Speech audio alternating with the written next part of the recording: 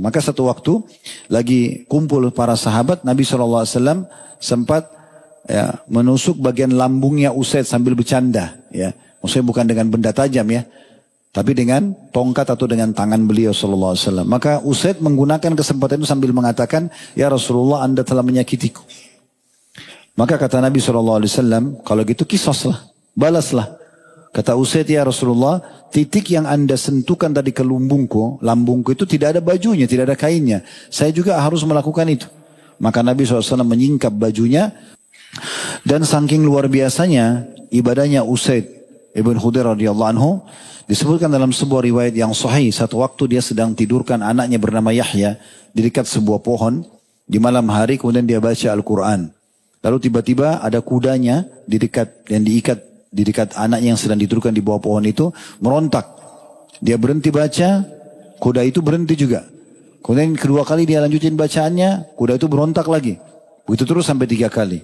Maka dia pun mengatakan, saya mengangkat kepala saya ke langit, lalu saya menemukan ada cahaya putih, seperti lentera cahaya putih yang sedang naik ke langit.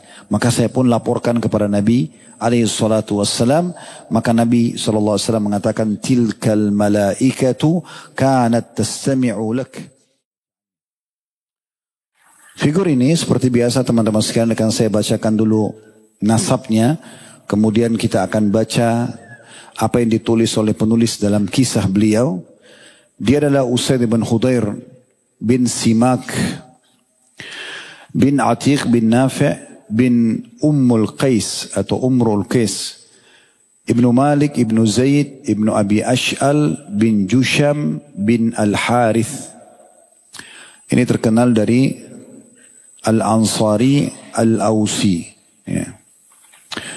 Dan beliau mendapatkan gelar Al-Kamil. Tadi yang saya katakan, Kamil itu maksudnya sempurna. Karena orang kalau lihat paras wajahnya dia sangat tampan, kalau lihat berpenampilan sangat bersih, kalau dia bertutur kata sangat rapi, santun, dia juga bermuamalah sama orang-orang, itu semuanya sangat baik.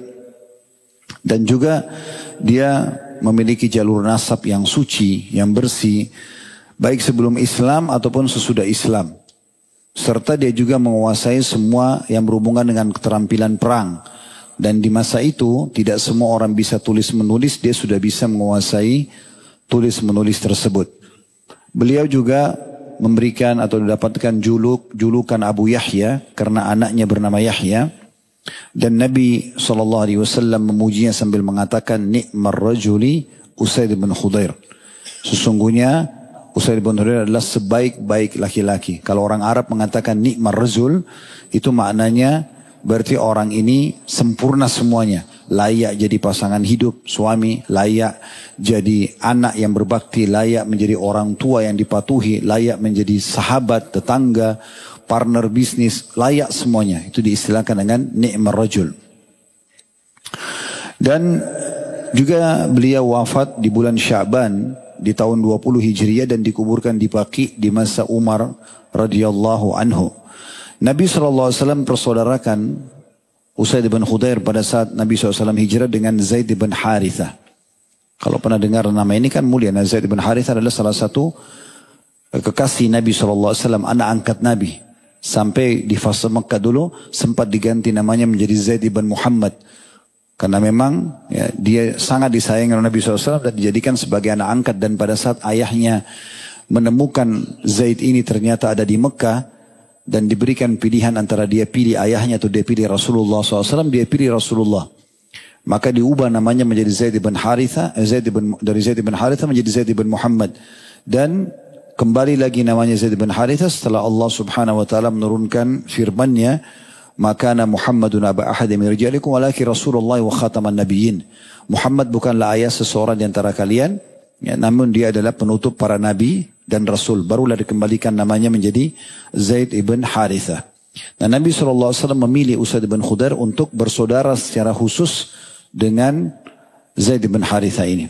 Kemudian juga dia belum hadir di perang Badar karena memang pada saat itu pendapat yang paling kuat karena dia belum pada saat perang Badar itu masih opsional, masih pilihan, bukan satu keharusan. Maka dia pun akhirnya tidak hadir, namun di Uhud dia sempat hadir dan dia termasuk orang yang terbanyak memiliki luka, ada 70 luka di tubuhnya, dan dia menunjukkan tentang kebenaran dalam mempertahankan agama ini. Dan dia juga termasuk ikut dalam perang pembebasan Baitul Maqdis di masa Umar radhiyallahu anhu. Ibunya bernama An-Nu'man, putri An-Nu'man bin Imrul Qais.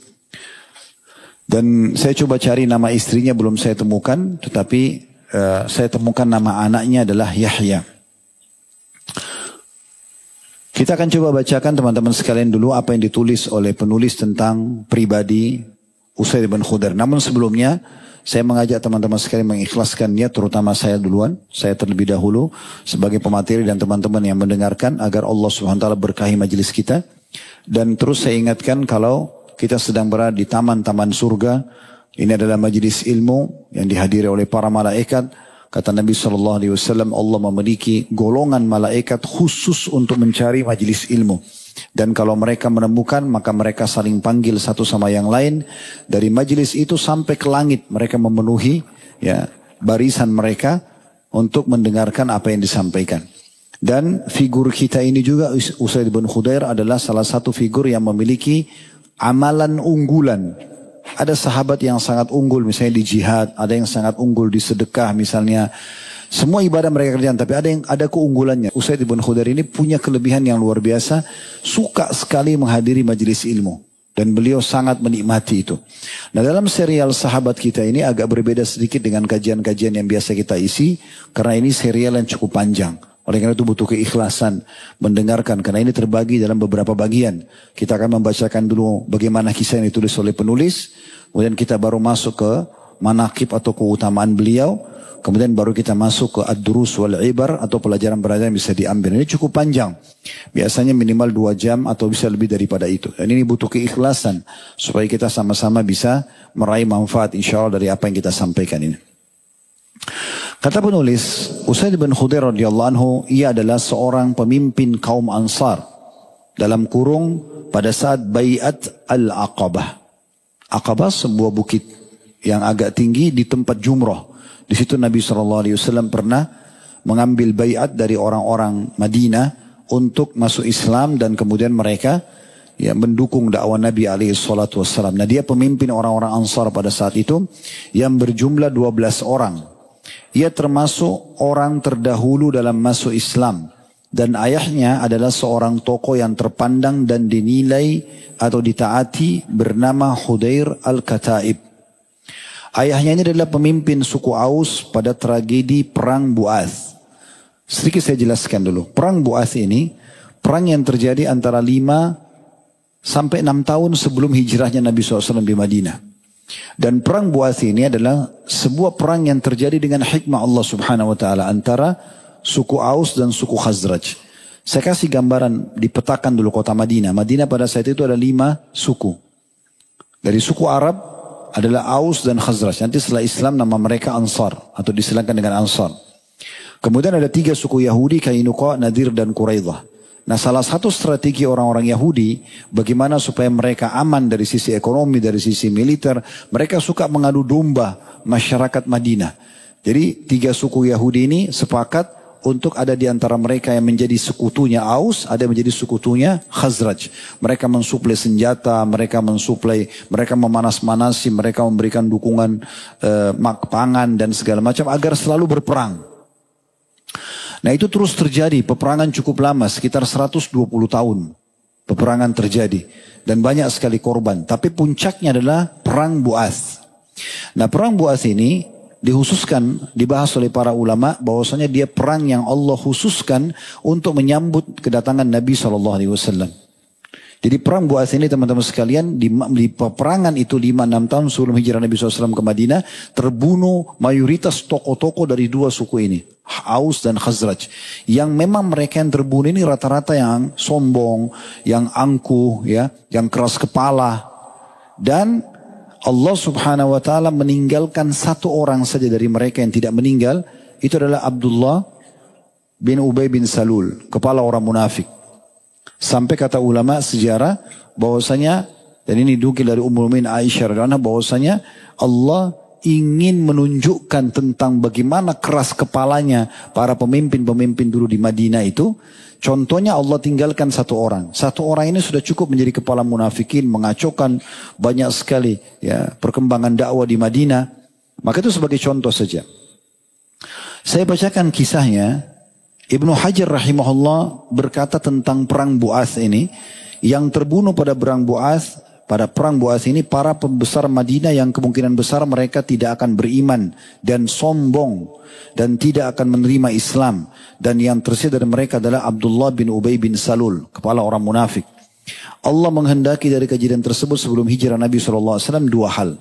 Yang pertama, anugerah Allah untuk Nabi-Nya SAW agar mudah dan lancar dalam berdakwah, karena keberadaan para pembesar tersebut bisa menjadi penghalang serius bagi dakwah Nabi SAW sebagaimana terjadi di Mekah. Karena di Mekah tokoh-tokoh Quraisy masih pada hidup, mereka arogansi satu sama yang lain, mereka punya ya sifat sombong, sifat merasa lebih dari orang lain, sehingga 13 tahun fase dakwah di Mekah pun susah sekali untuk dikembangkan. Yang beriman hanya 153 orang. 83 orang hijrah bersama Ja'far bin Abi Thalib ke Ethiopia dan 70 tinggal bersama Nabi SAW. Sebagaimana kejadian atau terjadi di Mekah dan jalan ke Madinah menjadi mulus. Dinukil dari Aisyah radhiyallahu anha, beliau mengatakan Allah menyisakan seorang contoh dari pembesar-pembesar tersebut untuk mengingatkan iman Allah atas datangnya Nabi SAW, yaitu Abdullah bin Abi Salul. Yang kedua, supaya siap menerima Islam dan menunjukkan kebenaran Islam yang dapat menyatukan mereka setelah perpecahan. Jadi 120 tahun Aus dan Khazraj dibuat berperang oleh orang-orang Yahudi ini, dan disuplai senjata, disuplai ya pangan segala macam. Pokoknya mereka harus selalu berperang. Nah ini supaya kacau terus kota Madinah. Dan setelah terbunuh pembesar-pembesar mereka yang hidup dengan arogansi segala macam, maka hijrahlah Nabi SAW dan Nabi akhirnya menyatukan antara Aus dan Khazraj.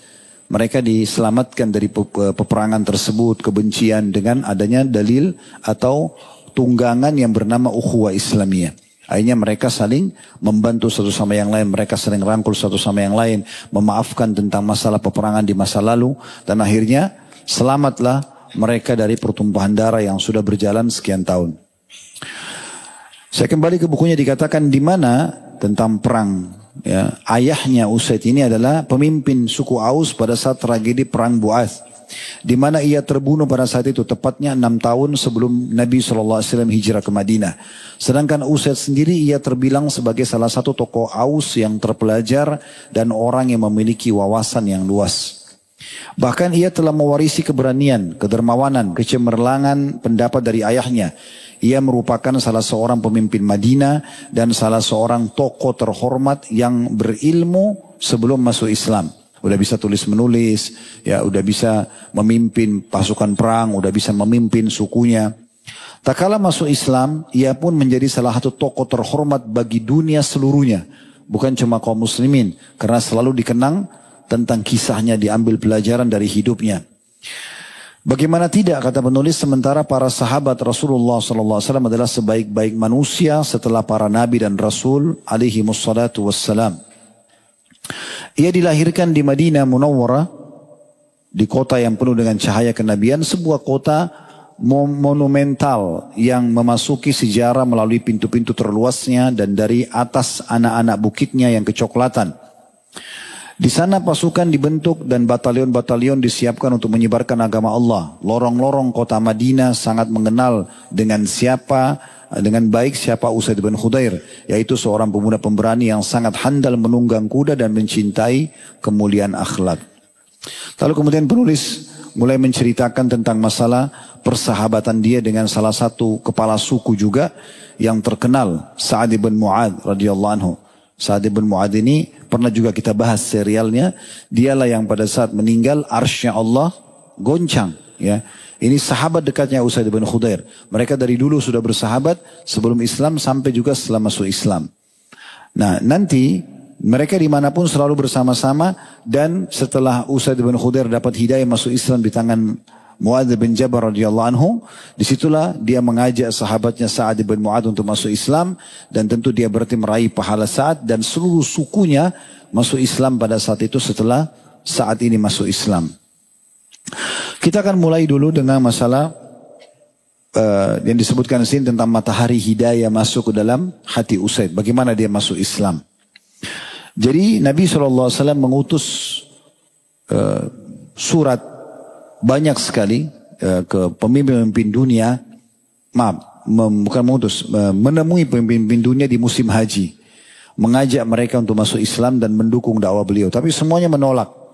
Sampai akhirnya Nabi SAW ketemu dengan tokoh-tokoh dari Ansar ini, dari Madinah. Dan kebetulan sekali, 3 suku Yahudi di Madinah ini selalu menukil perkataan sambil mengatakan, nanti akan ada Nabi keluar di kota Madinah ini, dan kami akan beriman kepadanya. Serta pada saat kami beriman, kami akan memerangi kalian sampai habis semuanya. Maka orang-orang Ansar ini ketakutan dengan isu itu. Begitu mereka datang haji dan bertemu dengan Nabi SAW di Aqabah, maka mereka mendengar. Ternyata inilah seorang Nabi yang dikatakan dari Quraisy, kemudian diajarkan kepada mereka tentang Islam, tentang Al-Quran. Akhirnya mereka tertarik dan mereka berbisik satu sama yang lain. Sepertinya ini Nabi yang dikatakan orang Yahudi. Kita harus beriman sebelum mereka. Maka akhirnya berimanlah orang-orang Ansar tadi. Awalnya cuma 6 orang di Baiat Aqabah pertama. Baiat Aqabah kedua jadi 12 orang. Dan akhirnya Nabi SAW mengutus ke Madinah seorang sahabat yang mulia namanya Mus'ab ibn Umair radhiyallahu anhu. Mus'ab ini salah satu tokoh Mekah yang terkenal dengan ketampanannya, anak orang kayanya orang Mekah ya. Setelah dia masuk Islam, ya, dia meninggalkan semua dunia itu dan akhirnya dia terbunuh mati syahid di perang Uhud. Dia yang pegang bendera muslimin dan terbunuh, Mus'ab radhiyallahu anhu. Terkenal orang yang paling dekat wajahnya dengan Nabi SAW. Intinya Nabi SAW utus dia ke Madinah, kemudian dia mendakwahi orang-orang Madinah satu demi satu.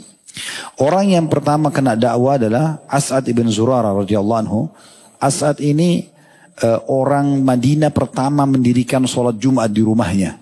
Dan beliau sholat waktu itu di rumahnya 40 orang. Dan dari sinilah Madhab Syafi'i berhukum bahwasanya sholat Jumat itu membutuhkan 40 orang. Dari sikap beliau. Setelah As'ad bin Zurarah masuk Islam, Mus'ab akhirnya satu persatu diajak oleh As'ad untuk menemui tokoh-tokoh dan masyarakat Madinah untuk mengajak mereka masuk Islam. Kita langsung masuk ke poin tentang masalah tokoh kita ini. Pada saat itu, As'ad bin Zurarah berbisik kepada Mus'ab, ada 2 orang di sini, di Madinah.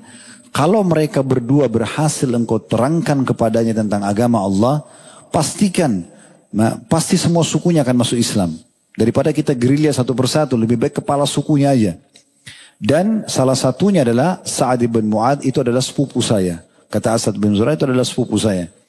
Kalau dia berhasil engkau sentuh, mendengar ayat Al-Quran, masuk Islam, maka engkau akan menyentuh kaumnya. Dan bersamanya sahabatnya kepala suku yang lain, Usaid bin Khudair. Maka kata Mus'ab, baiklah. Mereka berdua hanya duduk di satu taman, di satu perkebunan kurma. Kemudian diutuslah berita kepada Sa'ad bin Mu'ad ini oleh As'ad bin Zurarah supaya mau datang gitu. Sa'ad sempat mengatakan kepada Usaid, saya mendengar ada orang bersama dengan sepupu saya bernama Mus'ab. Dia coba membawa ajaran agama baru, mengubah ajaran nenek moyang kita. Sekarang saya mau, kalau bukan karena dia sepupu saya khawatir nanti saya datang ke sana, saya emosional, saya bisa membunuhnya. Maka saya mau kamu yang datang ke sana, Usaid. Usaid pun berdiri, mengambil busur panahnya, ya, mengambil tombaknya, kemudian langsung menuju ke perkebunan As'ad. Begitu tiba di sana, dia pun melihat sambil marah, Usaid mengatakan, kalian ini siapa berdua? Mau coba membawa ajaran baru di dalam kota kami, di suku kami. Maka kami hanya mengingatkan kalau kalian masih mau hidup, jangan membawa ajaran kalian ini. Tapi Mus'ab subhanallah seorang da'i yang hakim, yang bijaksana. Dia mengatakan, kalau seandainya engkau ingin, duduklah sejenak, dengarkan dulu. Kemudian cerna, kalau seandainya itu sesuatu yang baik yang bisa kau terima, terimalah. Kalau tidak, engkau tidak akan melihat kami ada di sini. Kami tidak akan menyampaikan ajaran ini. Maka Usaid merasa ini panggilan yang baik. Dia sambil duduk, menancapkan tombaknya sambil mengatakan, engkau telah memberikan pilihan yang adil. Maka dia pun coba mendengar. Subhanallah, kata As'ad bin Zurarah, pada saat dia dengarkan ayat-ayat Al-Quran, dia dengarkan penjelasan tentang Islam, tentang Nabi Muhammad SAW, kami bisa melihat secercah cahaya Islam di matanya. Dan setelah dia cukup lama mendengar, karena hatinya ingin mendengarkan apa sebenarnya yang sedang dibawa ini, maka dia pun langsung bertanya, bagaimana caranya menganut agama kalian ini. Maka dipandulah, kata Mus'ab, engkau mandi, kemudian setelah itu engkau syahadat dan engkau sholat. Begitu disebutkan dalam riwayat-riwayat gitu. Maka dia pun mandi, kemudian dia syahadat, lalu dia sholat, dipandu oleh Mus'ab cara sholatnya gitu. Setelah itu dia mengatakan, sungguh Islam sudah masuk dalam hatiku sekarang. Aku sudah tahu ini kebenaran yang kau bawa, hai Mus'ab. Ada satu orang sahabatku, maksudnya Sa'ad bin Mu'adz. Kalau dia masuk Islam, demi Allah tidak ada satupun rumah di kota Madinah ini dari suku Aus dan Khazraj kecuali masuk Islam. Aku akan mengirimnya kepada kalian di sini. Maka Mus'ab dan As'ad menunggu. Usaid pun pulang, begitu pulang, dari jauh sudah dilihat oleh Sa'ad bin Mu'adz sambil mengatakan kepada sukunya, sungguh demi Allah, Usaid datang kepada kalian bukan dengan wajah waktu dia pergi. Dia pergi tadi emosi sekali. Sekarang dia pulang dengan sangat tenang. Lalu kemudian ditanyakan, kata Sa'ad, ada apa wahai Usaid? Ada berita apa dari sana? Dia mengatakan, saya sudah menemui keduanya, saya tidak temukan keburukan pada keduanya. Tapi dia tidak katakan dia masuk Islam. Cuma memang, saya berharap engkau pun bisa datang ke sana untuk menemuinya. Dan ketahuilah, kata Usaid pada saat itu, ada suku Harithah, ada satu suku yang lain, itu rencana akan membunuh sepupumu As'ad. Mendengar itu, maka tadinya Usaid tujuannya supaya saat ini datang mendengar saja, dan dia picu emosi kesukuannya, supaya mau datang mendengar. Maka kata Sa'ad, engkau belum berbuat apa-apa, dia ambil tombaknya, ambil busur panahnya, lalu dia menuju ke kebunnya As'ad. Tiba di sana, dia marah-marah, dia mengucapkan kata-kata yang mirip seperti Usaid tadi dalam riwayat. Dia mengatakan, sungguh kalian telah datang ke kampung kami dan membuat keonaran, membawa ajaran baru. Wahai As'ad, dia bilang sama sepupunya, kalau bukan engkau memiliki hubungan kerabat denganku, maka aku tentu sudah dari awal menegurmu. Lalu kata Mus'ab, kalau seandainya engkau ingin meluangkan waktu duduk sejenak, dengarkan dulu apa yang kami sampaikan. Kalau itu baik, terimalah. Kalau itu tidak baik, engkau tidak akan melihat kami di sini. Ternyata subhanallah, Sa'ad juga mirip sama Usaid. Orangnya sangat cerdas, berakal, dewasa. Kalau itu penawarannya, kenapa tidak? Dengarin aja dulu, kalau benar ya benar, kalau enggak gitu. Maka dia mengatakan, kau telah menawarkan penawaran yang adil. Dia turun, dia tancapin, maksudnya dia duduk, ditancapin tombaknya, lalu dia dengarin apa yang disampaikan oleh Mus'ab. Dia dengarin ayat Al-Quran, tentang Allah, tentang Rasulullah SAW, tentang agama Islam. Kata As'ad, kami melihat cahaya Islam di mata Sa'ad. Maka tiba-tiba Sa'ad pun mengatakan setelah itu, bagaimana caranya menganut agama kalian ini? Kata Mus'ab, engkau mandi, engkau syahadat, kemudian engkau sholat 2 rakaat. Maka dia pun melakukan itu. Setelah itu dia mengatakan, saya akan membawa agama kebenaran ini kepada kaumku. Maka dia pulang ke kaumnya tadi, ke perkumpulan kaumnya. Lalu dia mengatakan kepada orang-orang di sekitar situ, kepada kaumnya, tadinya kaumnya mengatakan, sungguh saat telah datang bukan dengan wajah seperti yang awal sekali. Tadi dia pergi, dia marah. Sekarang sudah berubah. Maka mereka mengatakan, ada apa wahai Sa'ad? Engkau sebagai kepala suku kami. Kata Sa'ad, bagaimana menurut kalian kedudukanku di sisi kalian? Oh, engkau adalah orang yang paling amanah, engkau orang yang paling suka silaturahim, engkau orang yang paling dermawan, engkau orang yang paling dewasa, engkau lah kepala suku kami. Kami dengar semuanya. Kata Sa'ad, subhanallah, kata-katanya, siapapun tidak boleh atau haram berhadapan dengan wajahku, tidak boleh lagi ketemu sama aku, sampai dia beriman kepada Allah dan Rasulnya. Maka kata Usaid bin Khudair, tidak tiba sore hari, kecuali semua rumah-rumah Aus dan Khazraj dimasuki oleh Islam dengan masuknya Islam kedua tokoh ini. Ini tentang masuk Islamnya. Dan setelah masuk Islam, keduanya pun mulai menekuni tentang agama Islam dari Mus'ab sampai puncaknya Nabi SAW hijrah ke Madinah. Pada saat itu Usaid sangat gembira mendengar Nabi SAW datang. Selama ini cuma dengar namanya, gak pernah ketemu. Maka pada saat datang beliau sambut. Kemudian beliau termasuk orang yang saling banyak berkorban untuk kaum muslimin, untuk muhajirin yang datang. Dan termasuk beliau langsung mempelajari Al-Quran dari Nabi SAW. Dan hidup beliau semuanya diisi dengan kebaikan-kebaikan atau ketaatan. Jadi ini intisari daripada ibadahnya Usaid yang saya bilang tadi, nanti akan kita bahas panjang lebar ya. Beliau mengatakan, saya akan selalu merasa bahagia bila saya berada dalam 3 kondisi. Kondisi yang pertama adalah di saat aku mendengar dan membaca Al-Quran. Jadi ini kuncinya pada saat dia masuk Islam, maka dia tekuni sekali Al-Quran, kemudian dia belajari bacaannya dan dia dengar selalu bacaannya dan tidak ada waktu berlalu kecuali dengan membaca Al-Quran. Yang kedua, ketika aku mendengarkan khutbah Rasulullah SAW, maksudnya menghadiri majelis ilmu. Dan yang ketiga adalah pada saat aku mengantarkan jenazah. Pada saat aku mengantarkan jenazah.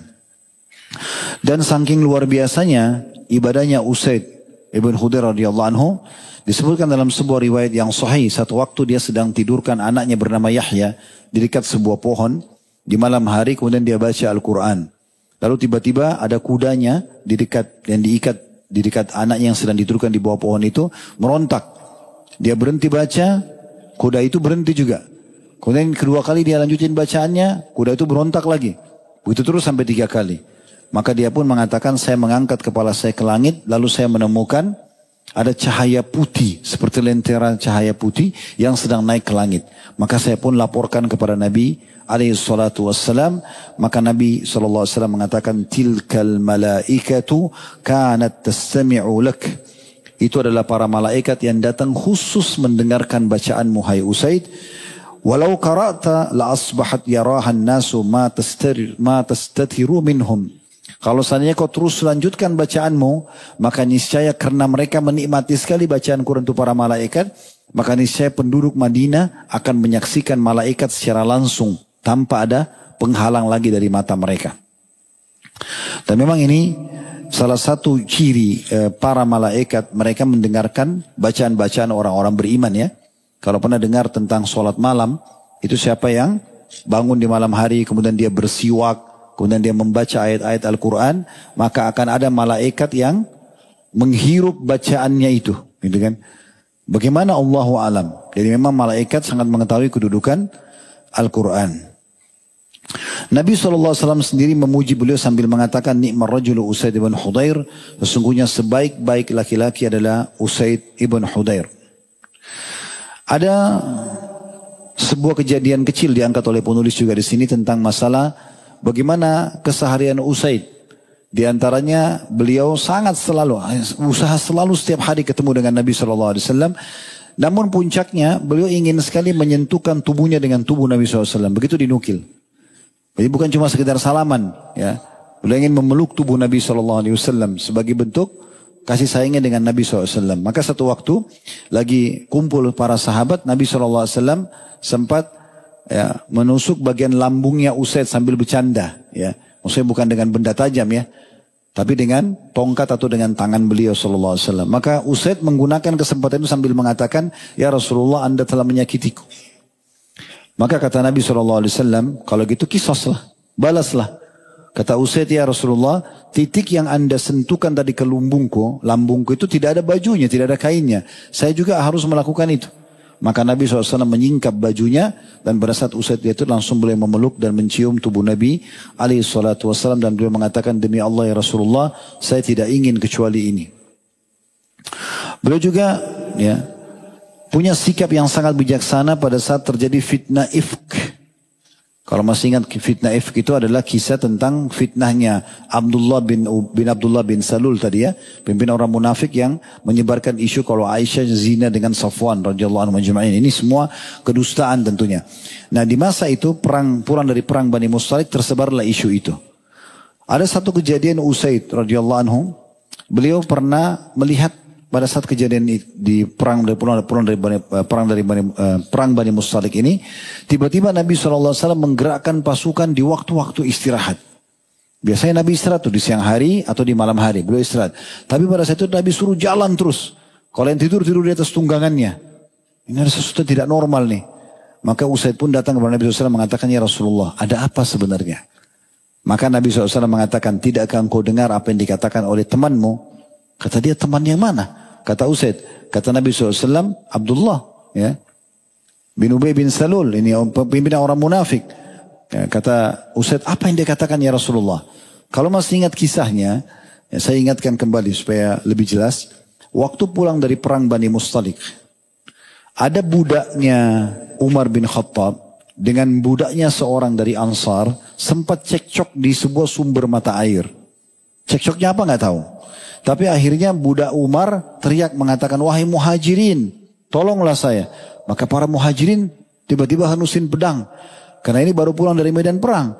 Lalu pembudaknya orang Ansar mengatakan, wahai Ansar tolonglah saya. Maka berdirilah di dua kubu ini umat Islam hampir berperang. Waktu itu ada satu orang melapor kepada Nabi SAW. Nabi SAW datang dengan cepat dan marah. Wajah beliau memerah sambil mengatakan, apakah ada dakwah jahiliyah? Adakah tiupan-tiupan bahasa jahiliyah seperti ini? Fanatisme, kesukuan, rasis. Sementara saya ada di tengah-tengah kalian, tinggalkan. Ini bisa membinasakan kalian. Maka redamlah pada saat itu. Nah, Abdullah, kepala munafik ini menunggangi keadaan. Dia menunggangi keadaan sambil dia mengatakan, ya, dia mengatakan, kumpulin sukunya, sungguh kalianlah telah membuat mereka seperti itu. Maksudnya kenapa orang-orang muhajir berani benar mau ajak kita berperang? Gitu ya. Kalian yang memberikan tempat-tempat tinggal kalian, kalian memberikan harta kalian, kalian menerima mereka di negeri kalian. Coba kalian tidak melakukan itu. Pasti mereka tidak akan macam-macam dengan kita. Nanti kalau kita pulang ke Madinah, pasti orang-orang yang mulia, maksudnya orang-orang penduduk asli Madinah mengusir para pendatang. Dan Abdullah ini bin Abi Salul ini bermaksud Rasulullah SAW. Dia ingin penduduk Madinah mengusirnya, gitu ya. Dan kalau Nabi SAW diusir, berarti semua muhajirin juga akan diusir. Rupanya perkataan ini sempat didengar oleh seorang sahabat yang lain. Dan sahabat ini masih muda pada saat itu. Dia dengarkan, kemudian dia lapor kepada Nabi SAW. Pada saat dilaporkan, ya, ini bernama Zaid orang ini ya, masih muda, masih 16-17 tahun. Dia lapor kepada Nabi SAW, ya Rasulullah, Abdullah bin Abi Sulul itu cerita begini ya Rasulullah. Ini kalau pulang dari perang ini mereka mau usir anda dan semua muslimin yang datang hijrah dari Mekah. Maka Nabi SAW suruh gerak pasukan pada saat itu. Sudah bergerak kalau gitu. Nah disitulah Usaid mendatangi Nabi SAW lalu menanyakan. Lalu kata Nabi SAW, apakah kau tidak dengar apa yang dikatakan oleh sahabatmu? Ya. Abdullah bin Ubay bin Salul. Kata dia, apa yang dikatakan ya Rasulullah? Katanya kalau tiba di Madinah nanti orang-orang mulia maksudnya penduduk Madinah akan mengusir para pendatang. Maka kata Usaid dengan jelas mengatakan, ya Rasulullah, sesungguhnya dialah yang akan terusir. Dia yang terhina. Dan kami siap untuk menolong atau mendukung anda. Maka pada saat itu Usaid membisikkan satu kata kepada Nabi SAW mengatakan, ya Rasulullah, berlemah lembutlah dengan dia. Demi Allah, sebelum anda datang, mahkota raja sudah akan diletakkan di kepalanya oleh kaumnya. Aus dan Khazraj ini hampir memilih dia sebagai raja. Begitu anda datang batal. Maka itu membuat dia jengkel, dia susah untuk menerimanya.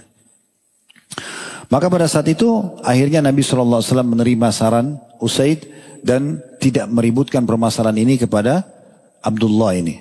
Ini salah satu kebijakan yang beliau lakukan. Kemudian penulis juga mengangkat tentang sikap bijaksananya. Ini sebagai penutup dalam buku kita ini. Itu tentang bagaimana peristiwa baiatnya Abu Bakar. Jadi setelah Nabi SAW meninggal, rupanya ada prosesi baiat Abu Bakar di Thaqifah Bani Sa'ad, perkebunannya suku Sa'ad. Dan pada saat itu memang orang-orang Madinah sudah berkumpul dan mereka akan mengangkat Sa'ad sebagai raja mereka pada saat itu. Kalau tidak salah Sa'ad ibn Ubadah radhiyallahu anhu. Karena Sa'ad ibn Mu'ad sudah meninggal di masa Nabi SAW di penyerangan suku Quraidah.